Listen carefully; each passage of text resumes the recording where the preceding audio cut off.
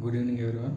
Previous క్లాస్కి కంటిన్యూస్గా America భారతదేశంపై విధించినటువంటి సుంకాలు గల కారణాలు రష్యా నుంచి దిగుమతి చేసుకుంటున్న క్రూడ్ ఆయిల్ అని అమెరికా పేర్కొంటుంది.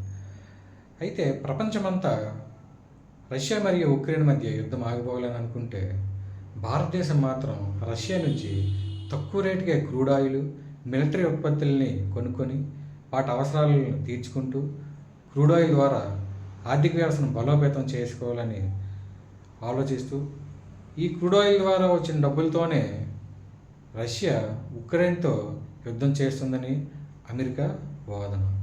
అయితే ఇండియా కంటే భారతదేశం కంటే ఎక్కువగానే రష్యా నుంచి క్రూడ్ ఆయిల్ కొనుక్కుంటున్నటువంటి చైనా మరియు టర్కీపై డొనాల్డ్ ట్రంప్ ఆంక్షలు ఎందుకు విధించలేదనేది $1 బిలియన్ ప్రశ్న.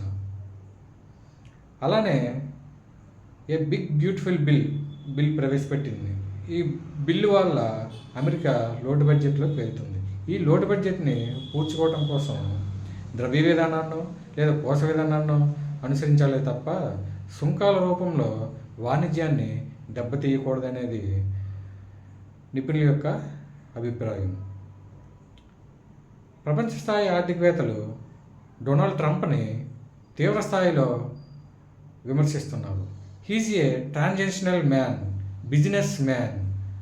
డొనాల్డ్ ట్రంప్కి బిజినెస్ తప్ప దౌత్యం, రాజనీతి తెలీదు అని తీవ్ర స్థాయిలో డొనాల్డ్ ట్రంప్పై విరుచుకుపడుతున్నారు.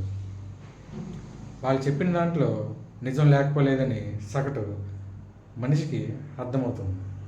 ఎందువల్లంటే భారతదేశం నుంచి అమెరికాకి ఒక ₹10 వస్తువు ఉత్పత్తి అయిందనుకోండి, ఎగుమతి అయిందనుకోండి, అక్కడ అమెరికాలో దాన్ని అన్ని సుంకాలు ఏది లేనప్పుడు ₹11 కొనుక్కుంటున్నారు అమెరికా ప్రజలు. ఈ సుంకాలు పెరిగిన తర్వాత ఈ ₹10 వస్తువు అమెరికాలో కొనుక్కోవటానికి ₹20 అయ్యింది. అమెరికాలో ప్రజలపైన ఎంత భారం పెడుతుంది అంటే అమెరికాలో బడ్జెట్ని పూడ్చుకోవటం కోసం ప్రజలపై భారం అయ్యడం అనేది ఎంతవరకు సమంజసం అనేది తేల్చవలసిన అవసరం అనేది డొనాల్డ్ ట్రంప్పై ఉందని ప్రపంచ స్థాయి ఆర్థిక నిపుణులు, ఆర్థికవేత్తలు డొనాల్డ్ ట్రంప్ని ప్రశ్నిస్తున్నారు. Thank you.